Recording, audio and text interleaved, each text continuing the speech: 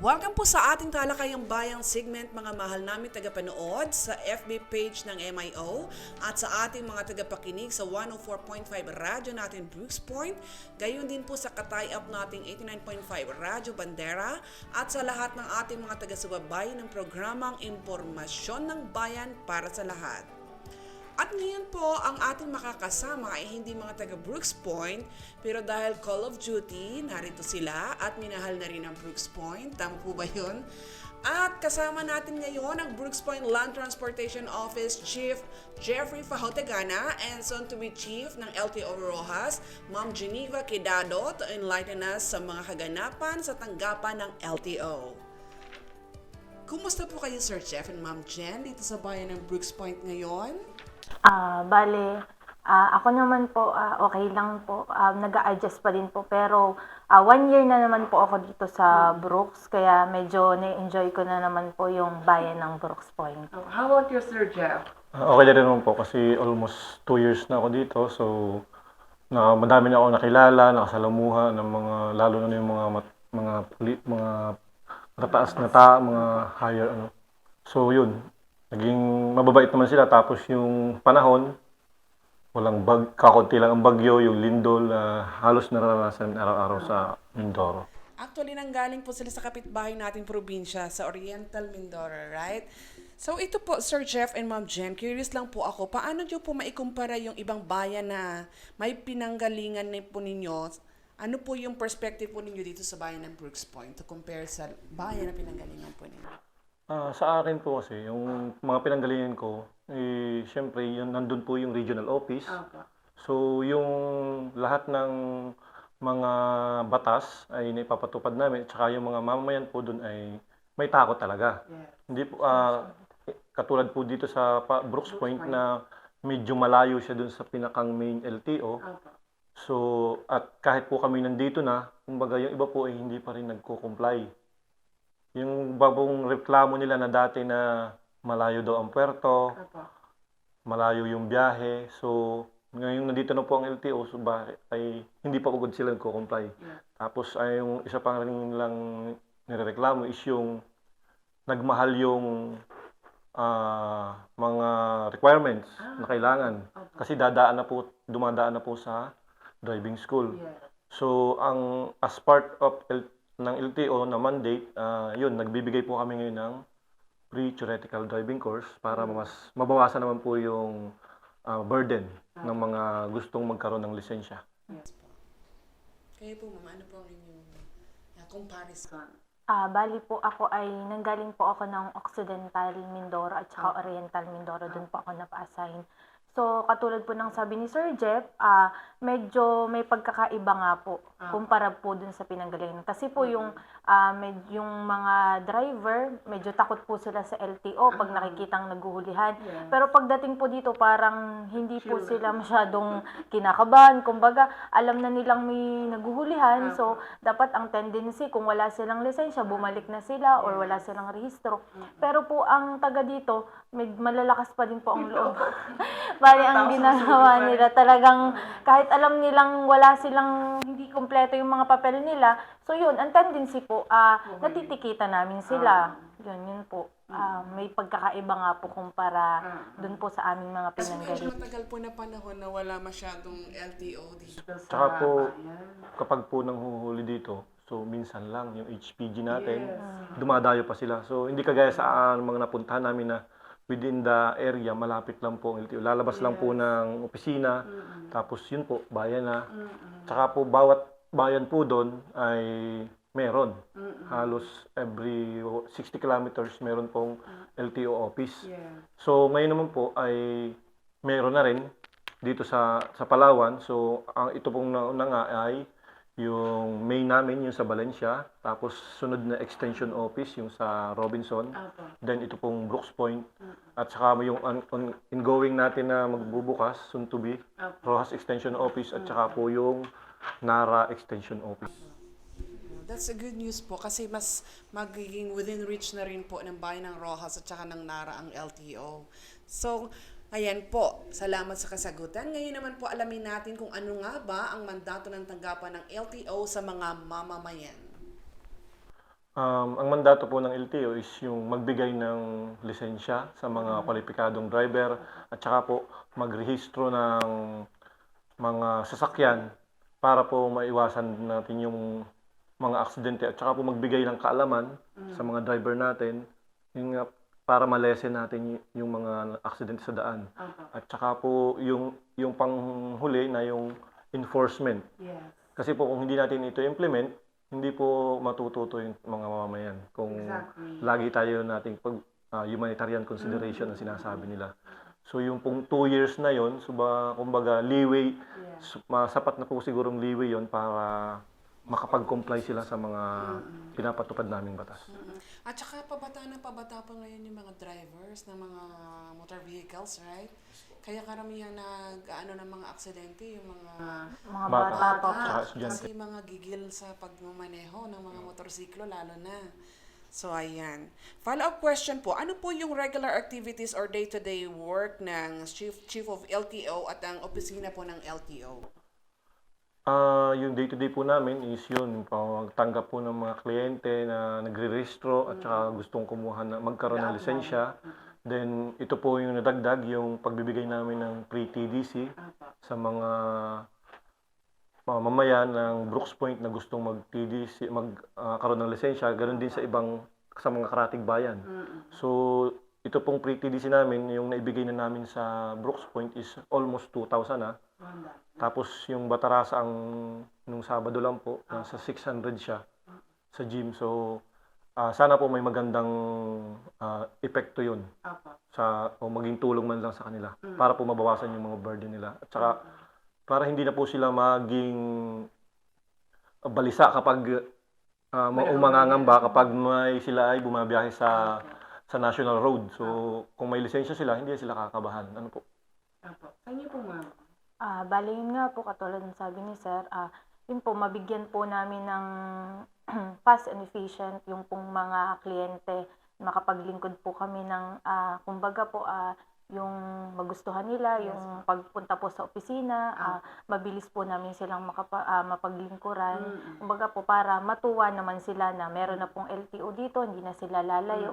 Kaya po, hanggat maaari, once po yung may mga client po na napunta sa amin, pinabibilis po namin proseso para hindi na po sila maghintay ng matagal. Sa anong aspeto po kayo madalas may mabigat na hamon na nararanasan? Yung, lalo na po yung inyong tanggapan at saka paano po ito ninyo na mamanage? Madami pong aspeto katulad po nung unstable yung power supply natin. Yung internet. And then yung pong kapag yung umuulan, kulang po tayo sa waiting area. So may request na po ako kay Mayor ngayon. Tapos inaksyonan na po ng GSO. Kahapon po ay nagsukat na sila nung waiting area kung gaano kalaki. Diyan po sa harap sina Kuya Alan. Pinapunta po sila ng GSO. So tapos po yung generator natin na inaabangan para ma-sustain po natin yung power na kailangan namin, lalo na kung yung ginagawa ng palay ko ngayon na wala silang abiso. May abiso sila pero minsan advance. May abiso sila ng date na ganito, 1 pero 30 pa lang, 31 halos maghapon na. So nakakaano sa mga tao. Lalo na po yung malalayong lugar na pumunta lang talaga dahil nag-leave isang araw. So sana po ay dumating na rin yung generator namin para hindi na po sila magpabalik-balik. Kayo po, ma'am, may other experiences po kayo? Ganun din po, wala pong laging kuryente, wala din po. Yung mga releasing. Bukod Kaya pa po po sa napapadami. sa internet talaga kasi internet-based na po yung ating bagong system ngayon. Kaya pag walang internet, kahit may kuryente siya, hindi na naman siya mapaprocess. Exactly. Tapos yung ibang supply naman po na bibigyan naman ng munisipyo. So kasi LGU funded po tayo, Yes po. yung LTO Brooks Point. Sa pangunguna po ni Vice Mayor Jinda nung siya ay dating punong bayan pa. So pinagpapatuloy pa naman po nila ngayon. May mga supplemental budget po na binibigay ang LGU. So doon sa mga internal na mga problema, natutugunan naman po. Okay. Ano po yung nais ninyong maibahagi sa amin na mga programa or goals ng inyong tanggapan ngayong taon dito sa bayan ng Brooks Point? Meron po ba? Yun po, yung isa na dun yung pagbibigay ng pre-TDC. Yes. Tapos po yung pagpapatupad ng siguro yung daily apprehension sana para maging aware yung mga mamamayan ng Brooks Point na talaga pong pinapatupad na namin yung batas na kailangan at saka yung pagbibigay po ng pre-TDC namin, ini-emphasize po namin yung kamahalan kapag po sila ay natikitan.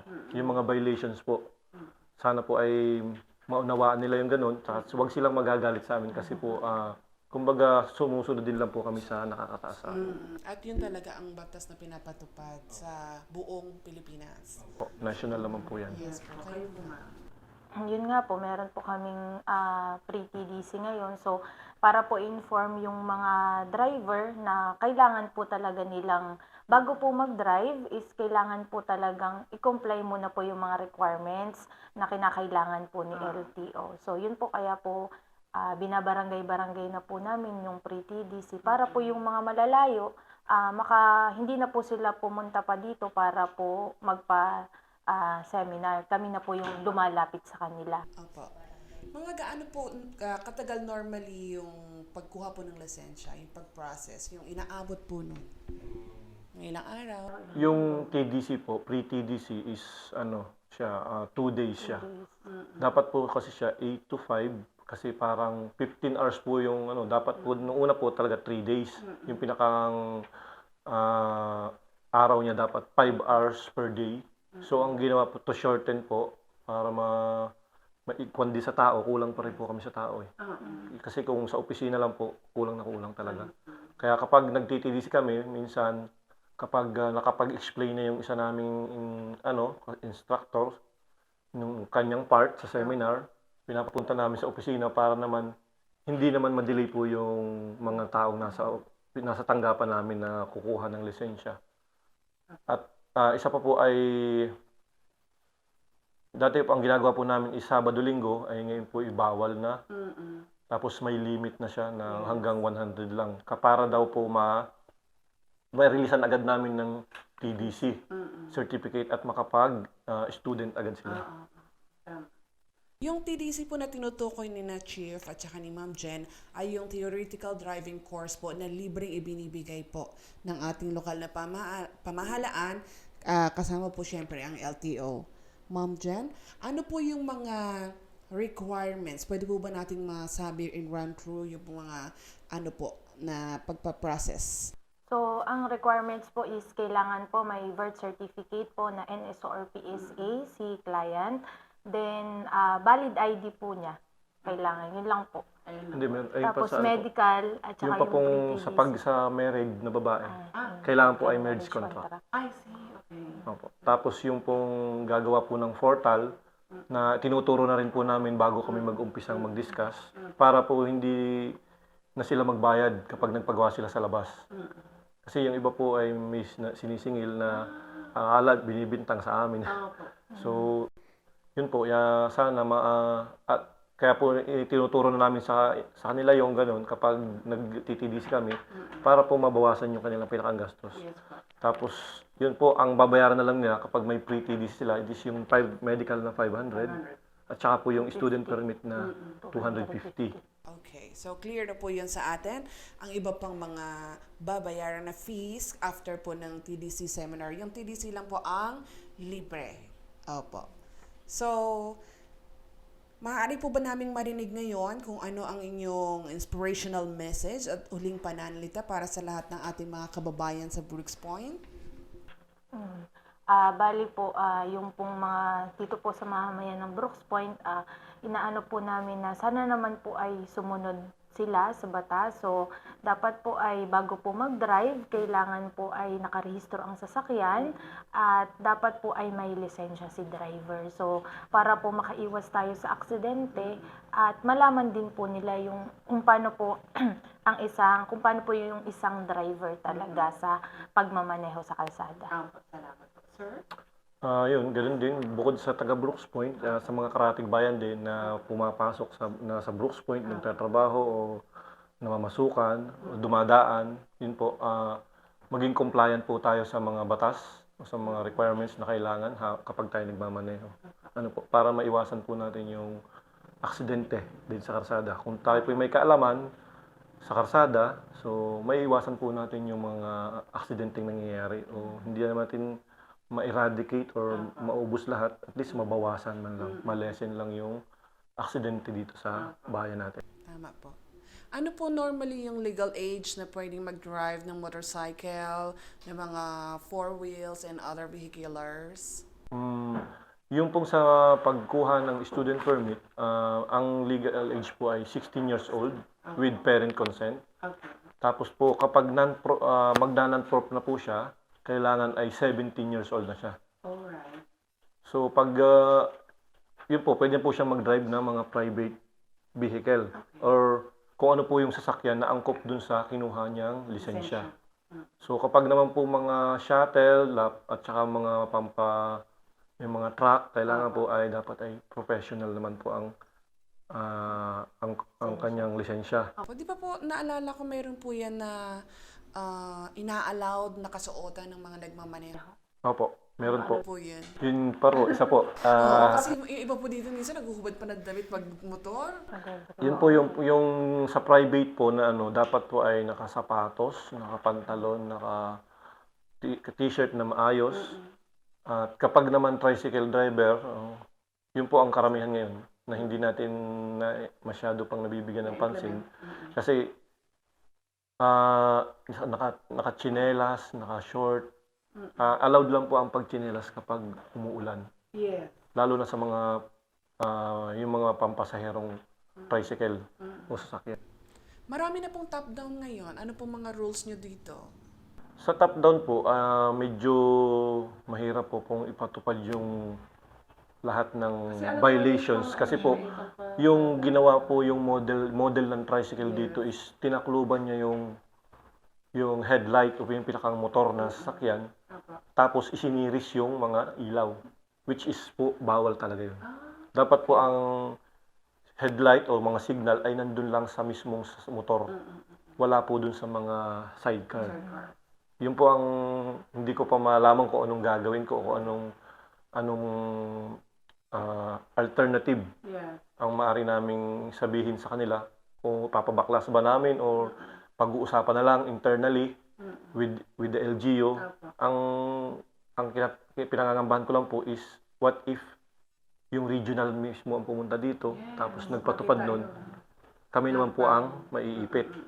So, tinitimbang ko pa po yung magiging ko. Hindi kayo makapag-decide on your own. Yeah. Yun nga po, hindi pa mapag-decide. Kasi yung pag sinabing national law ang pinatupad, lahat po talaga bawal. In general po talaga. Kasi po yung top-down ay ginagamit po pang hanap buhay. So, hindi pa po ninyo na i-fix yun kung ano po yung mga sistema and rules for that along the way. Yung top-down po, pag sinabing panghanap buhay siya, kung pansarili lang pong hanap buhay, okay lang po na naka-private yan. Okay. Pero ako naman po yan ng permit. Wala po siyang permit. Ay, wala po. Dapat po wala siyang permit sa munisipyo.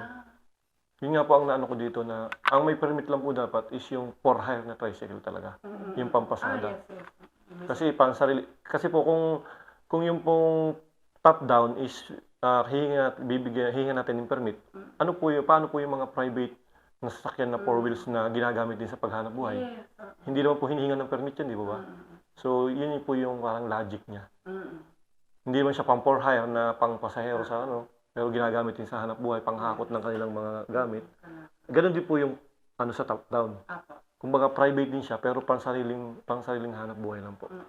Kasi ang po, yung sinabi ko nga sa ibang nagre-register ng top down, bakit may permit kayo ng munisipyo na parang pang for hire? Pero hindi naman nila pinapapasahero sa patao. So po, kumbaga cargo lang nila, kalakal lang nila. Yun po, dapat po ay private din lang siya, pero dahil pansarili lang na panghanap buhay. Ayan, maraming salamat po sa mga kasagutan at dito po nagtatapos ang ating makabaluhang pakikipagpanayam sa ating mga minamahal na panauhin kay Sir Jeff at Ma'am Jen, sa ating mga LTO employees dito sa bayan ng Brookside. Maraming salamat po sa serbisyong inyong binibigay at salamat din po muli sa inyong oras at mga kasagutan. Tunay ngang napakalagang talakayin natin ang mga prioridad na programa at mga proyekto ng ating lokal na pamahalaan dito sa ating bayan ng Brooks Point upang malaman natin kung paano tayo makikisa at makakatulong sa bayan bilang mga mamamayan. Maraming salamat pong muli at ito ang pagtatapos ng ating Talakayang Bayan segment. Magandang araw po. Talakayang Bayan. Masusing pag-uusapan ang mga programa at proyekto ng bayan. Talakayang Bayan. Ilalahad ang mga plano at direktiba ng pamahalaan. Pag-aaralan ang bawat anggulo ng sitwasyon. Lilinawin ang bawat issue. Magbibigay ng matalino at makabuluhang talakayan. Talakayang Bayan.